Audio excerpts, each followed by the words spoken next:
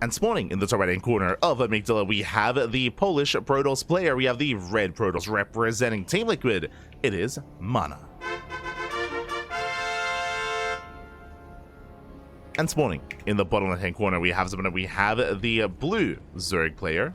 Oh, going going for the 12 pull. We have the blue Zerg. It is YoungYakov.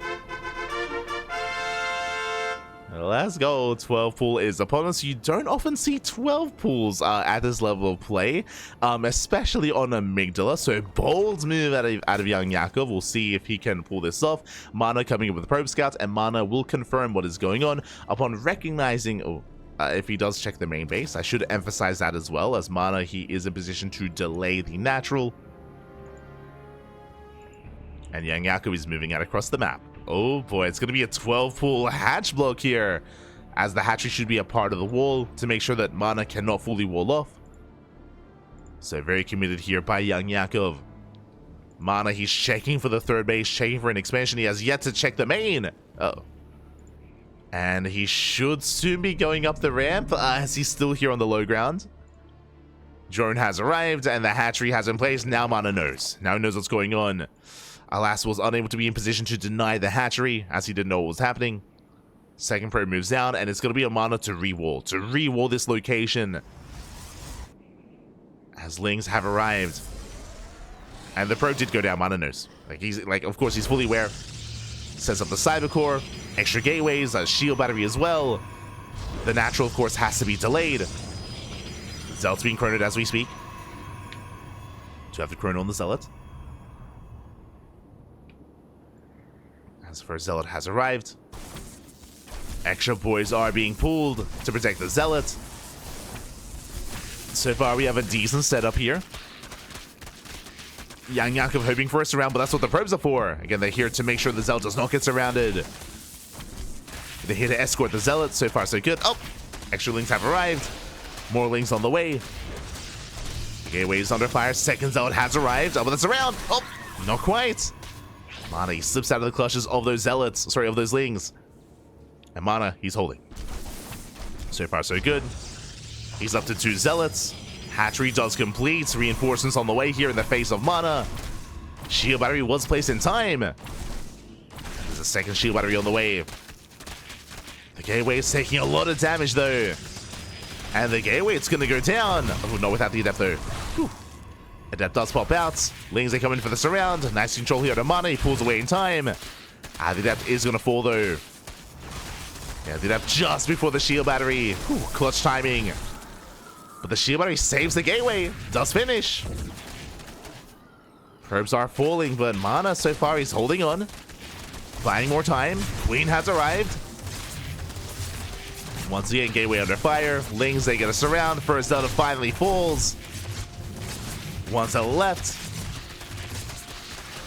MaNa's got 2 units here. He's expanding. He's crazy. He has no production. This is all we have. 1 Adept and 1 Zealot to defend. Ay, ay, ay. MaNa, he expanded before the second gateway. He's crazy.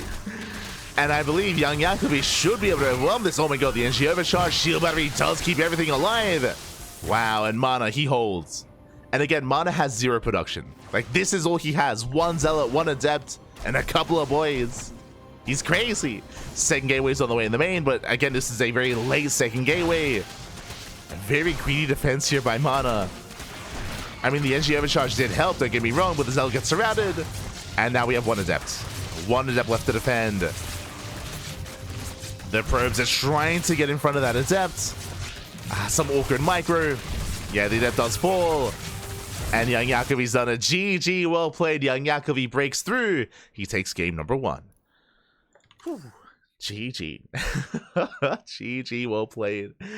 MaNa, very greedy response. Very greedy here. Typically, the defending player, they would delay their Nexus even further by throwing down a second gateway, by throwing down a Robo as well, getting into Immortal production, getting into extra gateway, extra Zealot production as well. MaNa, he was a little bit greedy here. I'm sure he maybe assumed that his defense would have been, I mean, it was pretty clean, is what I will say. It was a very impressive defense initially out of MaNa. What he was able to accomplish was so little, but maybe overconfident. Maybe a little bit overconfident there. Just relying on that 1 gateway to keep himself in that game. And once the gateway fell, that was game then and there. That was the only production building. And with that, that leads us into game number 2. And YoungYakov takes a lead. Here we go. Here we go. So we're getting into game number 2, and spawning in the bottom right-hand corner of Abyssal Reef, we have the Polish Protoss player. We have the red Protoss representing Team Liquid. Down in the series, we'll see if we can bounce back. It is MaNa.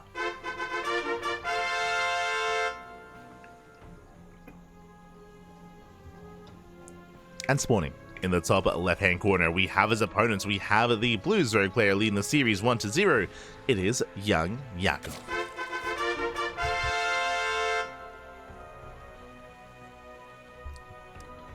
We go. As this time, YoungYakov going for a 15 hatch, does get it up and running in time. Does get the hatchery down. And from here can settle into a more standard opener. This time no 12 pool, and this time of course MaNa does check the main. Does check the main base, was unable to deny the expansion. And we'll see where this leads us. We shall see.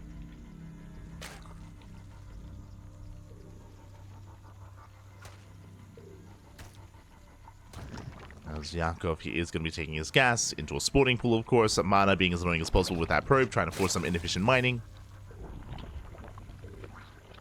And from here, we can just settle into our expansions and settle into our tech of choice. Now, this is where I finally get to talk about the players. Like, last game was very intense, and we had to just jump right into the 12 pool as soon as possible. But settling into this, YoungYakov has been looking very impressive. YoungYakov, of course, he was one of, if not, yeah, I think he was one of the only foreigners in the OlimoLeague December finals. YoungYakov has been improving very, very much over the past couple of months. It's been really interesting to see his growth, just because YoungYakov, he was very inactive at the start of the year, at the start of 2024, I mean. He was very inactive, wasn't really competing in too much, and yeah, it was a rare sight to see YoungYakov in online tournaments. If you remember, it was around the halfway mark of the year 2024 where YoungYakov, he left the Platinum Heroes. In doing so, he even stated that he was, you know, a little bit concerned that he didn't want to be on a team without being too active, and he didn't feel like he was competing enough to be able to warrant that, so he did end up leaving the Platinum Heroes. But he did emphasize that he still wanted to compete, that he still wanted to play leading into 2025. And it was after leaving the Platinum Heroes that, I don't know what it was, but YoungYakov, he started grinding. Like, he started grinding, playing in everything, playing in all the online tournaments, laddering a lot as well, and he just shot up in skill. I just found it funny that he had left the Platinum Heroes because of inactivity, and then they became active. Like, it was very active. And yeah, YoungYakov, I would say he's peaking at the moment. He's very much so peaking. I would say he's comparable, if not stronger than Wayne at the moment when it comes to Zerg representation in the European region. And it's been very impressive to see the growth of YoungYakov over the past couple of months. Definitely shooting up. Likewise, MaNa is it has a similar story, where also he was very inactive, I would say, in 2023. In the years leading up to 2024, MaNa, he wasn't really competing too much. He had taken more of a managerial role in Team Liquid, you know, organizing the players, being the team captain for WTL, and yeah, doing more admin things behind the scenes. And it wasn't until Stormgate, did come out in its early access, and players were playing in the tournaments, in show matches. MaNa was one of them that did step into Stormgate quite well and was playing in a lot of show matches and competing a lot, more importantly streaming a lot. And ever since then, I mean, of course, no longer plays in Stormgate, but ever since then, it was almost like he was reinvigorated. You know, he remembered what it was to compete once again. And since then, over the past 6 months, MaNa has been very active as well. He's been very active, playing in almost everything, playing in OlimoLeagues, playing in online qualifiers as well. And MaNa, he's been getting really good results. Like, I would say he's comparable, if not better, than Geralt and Cristiano nowadays. Whereas previously in 2023, I would have said that the younger Protosses in Poland were surpassing him. Nowadays, they're fighting to stay relevant against him. It's been great to see the resurgence of MaNa, which is not something that I was really expecting coming into 2024. Definitely not on my bucket list. So it's been great to see the return of MaNa and the return to competitive form. Taking down Koreans, and being quite competitive with the younger players in the region. Of course, it's down in the series, don't get me wrong. You know, was overconfident in game 1. But both these players are on the rise, what I'm getting at. And big fan of both of them as well. Both MaNa and YoungYakov. Alas, unfortunate that only one of them can advance on, only one of them can make it through into the next round. I would love to see them both do so, but alas, not the case here. Only one. Also, it gave us an opportunity to, you know, set up the players because, I mean, the early game is quite passive. Welcome one and all to Abyssal Reef. This is a big reason why the early game has been passive, is because of how macro-oriented this map is. It is very easy, or it is much, much easier on this map than any other to expand, get a third, get a fourth, get a fifth base, and get into the mid to late game as well.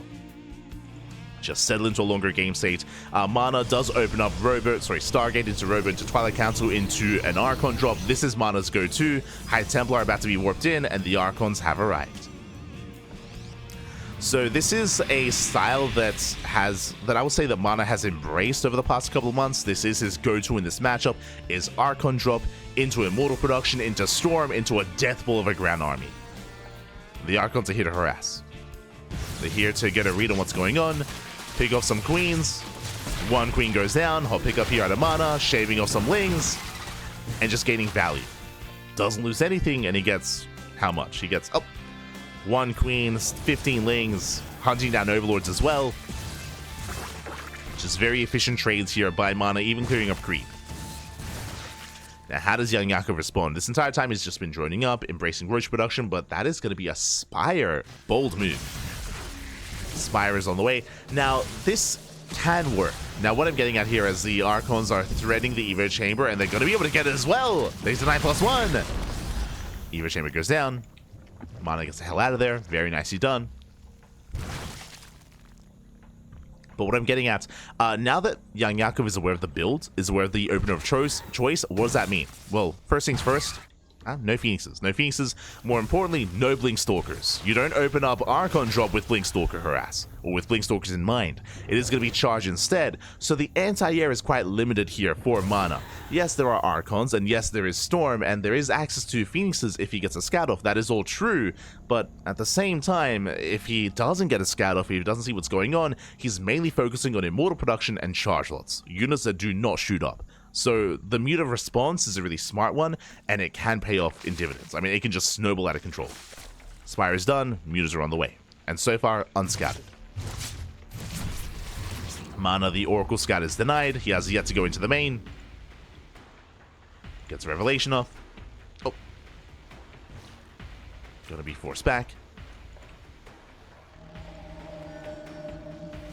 And we'll see what YoungYakov can get done. He's got 9 mutas in production. Oracle dips in. The mutas are revealed. Mutas are revealed. Back at home, cannons are being thrown down. MaNa is getting ready. Shield batteries as well. So, a good scout. Good scout overall. I mean, he has only seconds to respond, but he's throwing down cannons. Shield battery, side defense in the mineral lines. Phoenix production has begun. Second Stargate gets thrown down. Again, precious seconds here were provided to MaNa to respond and to react in time. Now he's getting in position. We have 2 Archons here at the natural. We have the Storms here on the right-hand side at the third. Immortals as well. The ball's exposed, though. Oh, Storm goes up. 1 Immortal goes down. The pickup to save it. Let's go. Very nicely down here by MaNa. I mean, he will still lose the Immortal, but very nice control nonetheless. Hot pick up micro. And MaNa holds. MaNa does hold. Again, for those curious, you can lift up your own units. And every now and then, it's a rare sight, but you can use the Phoenixes to save some units on the ground. Oh, as the Phoenixes are getting caught out. MaNa, he's going to be pushing. And we're going to be embracing a base trade. MaNa does have a recall. But he commits. Oh, a little bit indecisive. Another Phoenix goes down. Brutal pickups. Phoenixes are doing what they can, but another Phoenix will fall. Phoenix can't go to reset. And MaNa, he's going all in, sending everything across the map. He will lose the third, and likewise losing the main. MaNa, he has some reinforcements at home. Blink is on the way. Stargates are depowered. And MaNa, he's going for the kill. Back at home, YoungYakov doesn't really have much of an army. Zealots, they peel off towards a third. Immortals towards a fourth. And the Archons towards a natural. Going for a tripotent attack. Barely any reinforcements to defend. The mutas are trickling in. Roach Warren goes down as well. And YoungYakov is racing back home. He kills the third base and he turns back around. As the fourth has been killed. Not too much economic damage.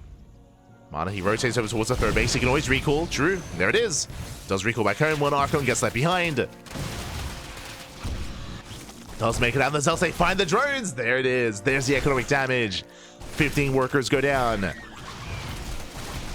If it wasn't for these Zealots, it was only, what, 4 drone kills? Wasn't too much at all. And with that, the economies are neck and neck. 3 base versus 2. MaNa has built up a terrifying immortal-based army. But what about his anti-air? That's a lot of mutas. That's how many? That's 18. 18 mutas for YoungYakov. Diving into the main. Getting into the pieces, gets one. Leading out a muta.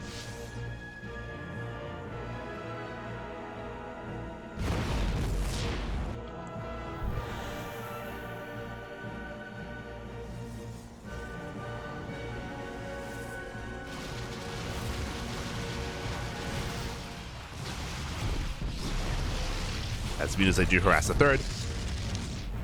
Keeping tabs here on MaNa.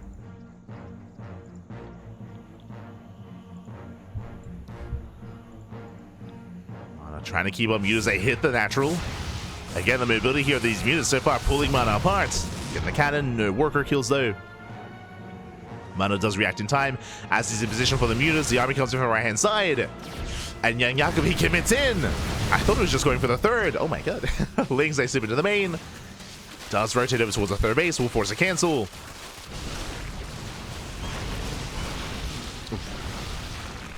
Yes, 14 workers are going down. The Lings, they are cleaned up by the Immortals.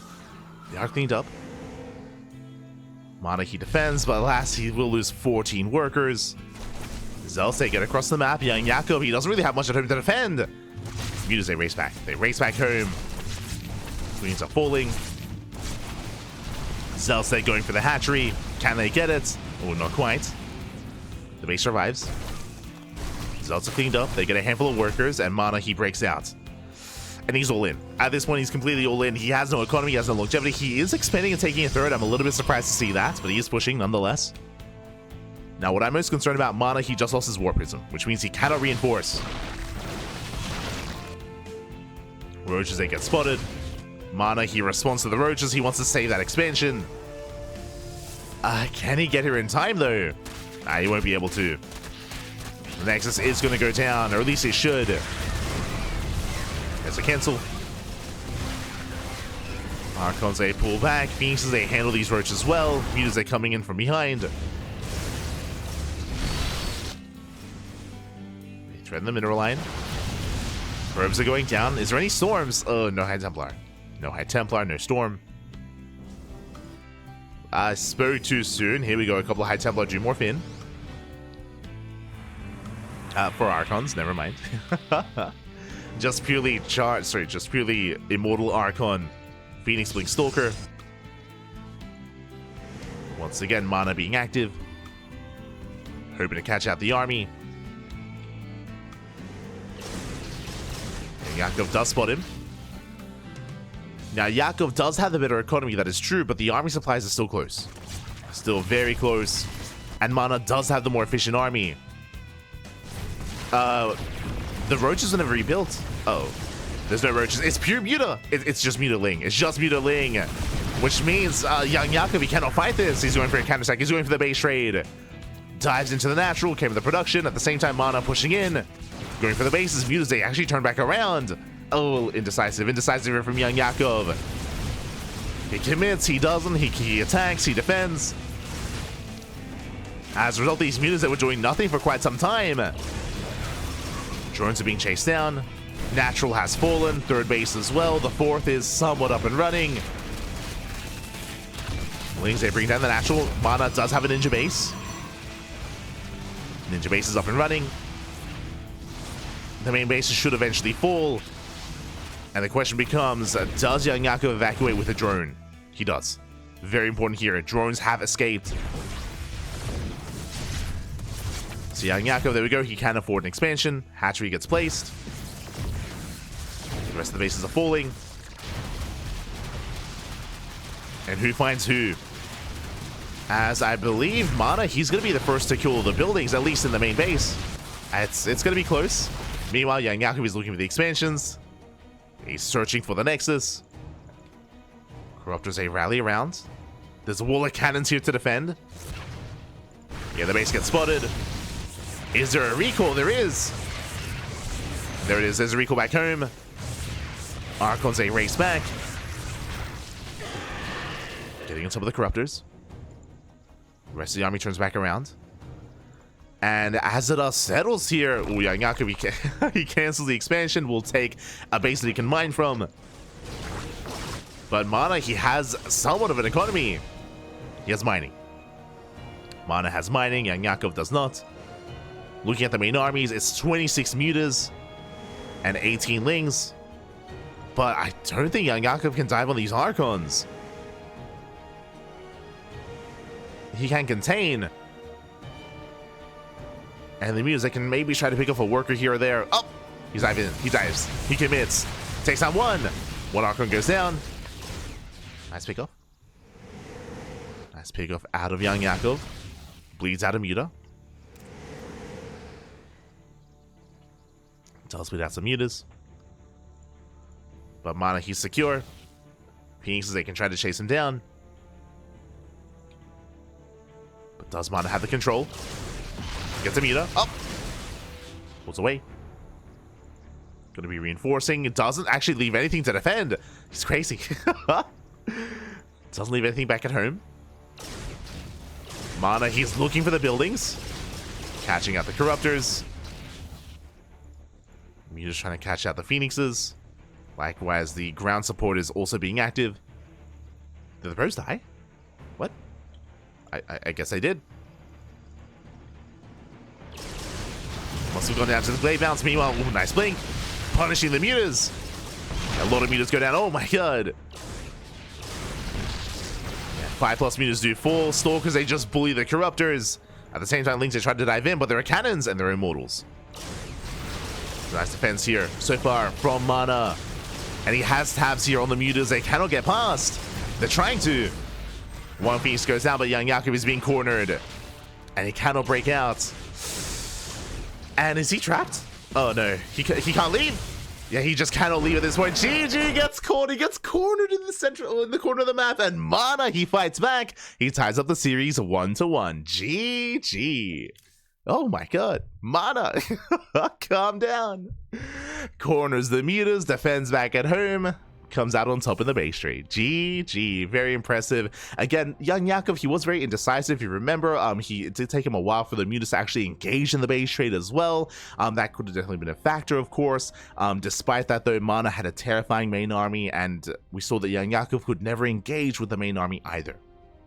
Could never engage with a mass Stalker, Archon, Phoenix, at least not when it was all together. When it was separated, when it was split up, then sure, then the mutas, they could try to punish the Phoenixes or punish the Archons, but together MaNa could overwhelm. GG. With that, we're going to the ace match. We're going all the way to game number 3. Here we go. Here we go as we're getting into our next game. Going to be loading into El Dorado.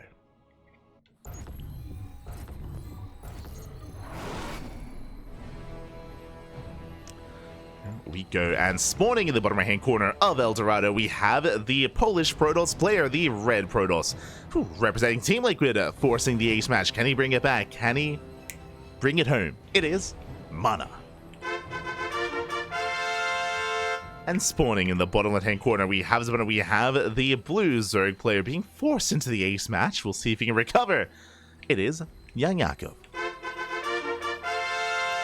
But a very close, very tense end of that game there for game number 2. Again, YoungYakov, he had his own lead. If you remember, YoungYakov, he was up in workers. He was containing MaNa on 2 bases. YoungYakov, I want to say he had like 53 drones. He had like 53 workers on 4 bases. And he could, of course, outproduce MaNa. And MaNa was forced into the all-in. The base trade was the best option for MaNa. And with that, he was able to wreak havoc, able to take down the bases, and able to force missteps and mistakes out of YoungYakov. Another thing that I did take note of as as well is that after he killed the Roach Warren, that was, a couple minutes before the base trade, YoungYakov never replaced it. He never replaced that Roach Warren, so he was stuck on Ling Muta, as you can imagine, or technically Ling Muta Corruptor, a very fragile army, very fragile, and again, just very flimsy in a way. So because of that, he never really could contest against that main army in a head-to-head fight, just committing it to mass Muta. It was a bold move, and alas, in the end, MaNa did bring it back. Now we find ourselves in El Dorado. I'm a little bit shocked. El Dorado is, I would say, the most vetoed map in the map pool. I mean, you can make an argument for Neon Violet Square, but both of those maps are very, very often vetoed, and it is not uncommon to cast a tournament and never cast on either of those maps, but we do embrace El Dorado here in game number 3. Now, there is a reason for that, and that is because here in OlimoLeague, no vetoes. No, we're animals. There are no vetoes in OlimoLeague. If you're curious, how does the process work then? How do maps get chosen? Losers pick. And this is YoungYakov's map of choice. So 0 vetoes here in OlimoLeague. It is a loser's pick. The first map is predetermined. For those that are curious, the starting map is the same for the round. So for the round of 32, the first map is consistent amongst every single match, every single player that's competing there. They all start on, say, for example, Abyssal Reef. Then round of 16, they all start on Amygdala. Then in the quarterfinals, they all start on Whispers of Gold, for example. So the starting map is predetermined, and then losers pick. And because of that, we're able to experience maps like El Dorado or Neon Violet Square. These maps that are otherwise vetoed, usually we can embrace them. That's one of the fun things about OlimoLeague. Maybe not the most balanced, that you can't veto, but but you know what? It's fun, and I'm here for it. I'm here for it, baby. Let's go. Of course, that also means that Abyssal Reef was MaNa's map of choice, which makes sense to go for, after being cheesed in game 1, to go for the most macro-oriented map. Here on El Dorado, rush distance by air is very short, so something like muted play can be quite effective. We've seen a lot of players go into swarm host play, for example. Likewise, on the flip side, we've seen Protoss players embrace fast fleet beacon into a Tempest rush. We've even seen max packs more often than not Tempest rush on El Dorado, and I say more often than not, it is rare to see El Dorado to begin with. Whenever we do see it, we see some crazy stuff, and we'll see what the plan is. As YoungYakov, he's not droning. Oh boy, he's link footing. He's not making a single worker. He cuts workers at 20 drones, all he needs. He does flood across the map, and we'll see if he can get done. The wall is wide open. YoungYakov, now he starts droning, but this is late saturation. He has committed very heavily here into these lings. He does slip by, does get into the main. Into the natural probes are going to be going down. MaNa pulls away in time. 1 probe goes down so far. Just the 1 worker. More links flooding in. And again, the natural is just wide open. So far, 4 probe kills, not bad. Rushing past the army into the mineral line once again. MaNa does fully wall off. That's going to be a cancel on the gateway. 6 probe kills so far. And the lings, they will eventually be cleaned up. And was this worth it? That's the real question. Can he force a cancel? Lings, they do hit the 3rd. Oracle does respond. There's the NG overcharge. And MaNa defends. MaNa, he does save the 3rd base. He deflects the lings. And looking at the units lost tab here, that was 20 lings for 8 workers. Not the worst trade for YoungYakov, but the problem with these trades early on is that it is a double-edged sword. On the one hand, yes, YoungYakov, he killed 8 workers. He only lost 1 drone so far, but he also wasn't droning. That's the downside here. Ideally, you want more damage. Ideally, YoungYakov, this is not good enough. He wanted more economic damage because he himself caused economic damage to himself as he wasn't droning. As a result, the worker counts are very close. They're very neck and neck. And we can see MaNa once again going to be, oh my god, opening up Stargate into Robo, into Twilight Council, into a Templar Archives. If you're curious, if you weren't here for game number 2, this is the same build. In game 2, if you remember, MaNa, he did open up Stargate into an Archon drop. Same thing here. Should be an Archon drop follow-up as well. As we mentioned in the last game, this is MaNa's go-to.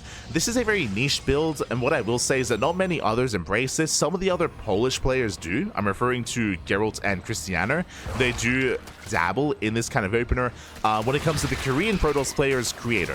If you watch Creator, he does also dip his toes into this build every now and then.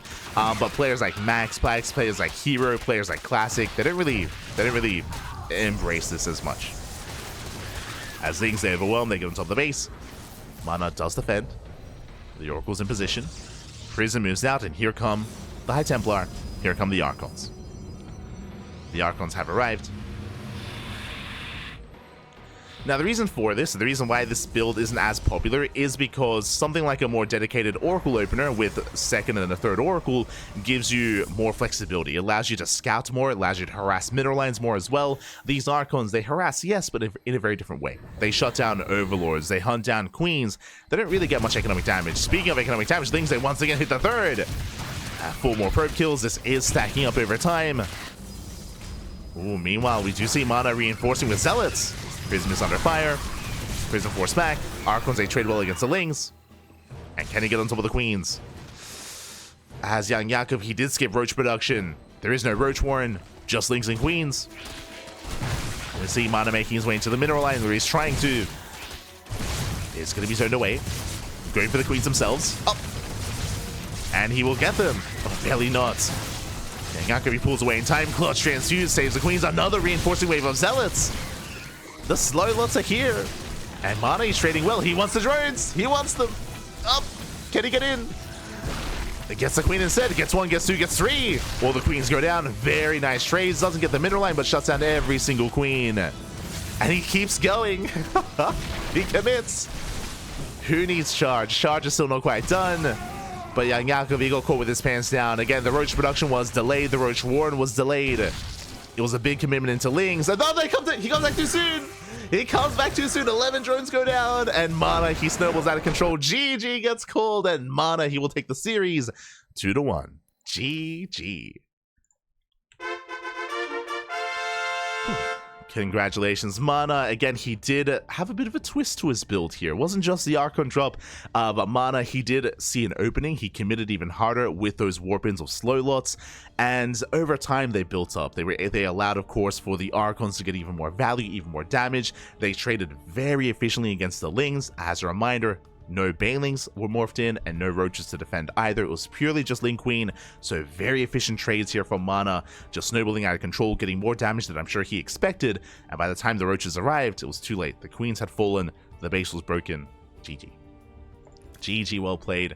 MaNa does claim the series, and with that, advances on to the round 16. Does advance on to the round 16, congratulations. And with that, we can finally take a moment to have a look at the bracket itself. Let's go. We do have some catching up to do. And let us embrace it as we switch the scenes over and check out the round of 16. Oh boy, there's a lot to get into. Oh my god. As we try to zoom in here and catch up on the round of 16. For those that are curious, the matches that we just casted were a part of the round of 32. So we have a lot of casting to do. we got a lot of matches to get into. From the top, do you see what I see? I see a wall of Protoss. There's a lot of Protoss. What is this, like a European weekly? What's going on? Where are the Zergs and where are the Terrans, papi? Ay. Okay. From the very top, we have a Hearthstone versus Classic. Hearthstone, I mean, we mentioned earlier that, again, OlimoLeague was, the time slot of OlimoLeague was moved to be a little bit more accommodating for the European players, for the European player base. So great to see not just MaNa, not just YoungYakov, but Hearthstone is here as well. Hearthstone going to be going up against Classic in the round of 16. Scrolling down, we have Hacker is top, the random Ukrainian player, going up against Xian in the round of 16 as well. We have Geralt versus Trigger. For those that are curious, Trigger, he is still in Korea. He has been in Korea since like June. It's been half a year and still is there. So great to see. Because that Trigger, he can compete in these tournaments. And that is also why Trigger has been improving a lot over the past year. Or over the past 6 months even, as he has been improving over in Korea. Scrolling down, we have Rebellion versus Hero, another PvP. We have Percival versus MaNa in a TvP. Shout out to Percival, of course, for representing the Terran race and for having a little bit of diversity coming into the round 16. Scrolling down, we have Rex versus Nirko. They're facing off in the round 16 as well. We have some Zerg representation. Scrolling down, we have a TvT. For none of the admins. Guys, we barely have any Terran players and we're forcing them to face off in the first round or in the round 16. What's going on? Oh no. Crank used to be a pro Protoss player. True. He wants the Terrence. He wants all the PvPs. Feels bad, man. Not just that, but most of the non-Protoss players are in the same half of the bracket. Percival, Rex, Shin, Ryung, and Byun, they're all facing off against each other. Hopefully that means that we don't get a PvP finals, but it does mean that we're going to have a Protoss confirmed for the finals at least. I mean, best of luck to Hacker is top, as technically he's a random player, but there's a lot of Protoss representation up there, so we should be seeing Protoss in the finals, at least from the upper half. Scrolling down, though, we have the TVT between Ryung and Byun. That's going to be a spicy one. Ryung has arguably the best TVT in the world. He is a TVT sniper, at least, so that's going to be a close one, and I would even favor Ryung in that series. And then we have Skillus versus Shin. That is a rematch. I look forward to it. Skillus, his weakest matchup used to be PvZ. And I would say it still is, but he has been improving it. He has been improving it over time, and we have seen Skillus take down Rogue recently. He has been taking down Shin. He has been competitive with these top Zerg players. So it's been great to see the growth of Skillus over the past couple of months, as well has been intentionally working on his PvZ, and now that is being reflected in the results. So I do look forward to that matchup as well. Now, when it comes to the round of 16, there's a lot of matches here, as you can imagine. We won't be casting every match. We're going to be picking and choosing, otherwise we will be here all day. It's going to be a long cast anyway. I think the last time we casted OlimoLeague, it was like 7 hours. I'm expecting at least a 7-hour cast here. Like, we're 2 hours in, and we're just now starting the round 16, so it's going to be here for a while. Yeah, let's go. So we are going to pick and choose, and my eyes are going to be on, we just finished covering MaNa, my eyes are going to be on Percival and MaNa. I do want to cover some of these non-PvP matchups while I can. So as you can imagine, we're going to be casting MaNa versus Percival, we're going to be casting Skillus versus Shin, we're going to be covering Ryung versus Byun, and we're also going to be covering Hearthstone versus Classic. You know, the EU versus Korea is a matchup that I do want to cover, do want to focus, so we will be getting there as well. Those are the matches that we're going to be covering here in the round 16. Meanwhile, when it comes to the quarterfinals, we're going to be casting everything. So we're going to be casting everything in the quarterfinals, in the semis, in the grand finals as well. So all those matches will be casted. It's only for the round of 16 that we're going to be picking and choosing. Otherwise, it's too much. it's gotta be too much, man. It's gotta be too much. We will have some breaks though. We're gonna be going on a short break now as we embrace the round of 16, and then we'll have a break before the quarterfinals as well, and most likely before the semis. So after each round, after each kind of column of matches, we'll be going on a short break. Just because, again, it's a lot of casting to do, and I can already feel my voice straining a little bit, so I'm gonna go quickly make some tea, gonna make some hot beverage to, of course, sustain ourselves, and when we come back, up next is going to be MaNa versus Percival. We just casted MaNa take down YoungYakov.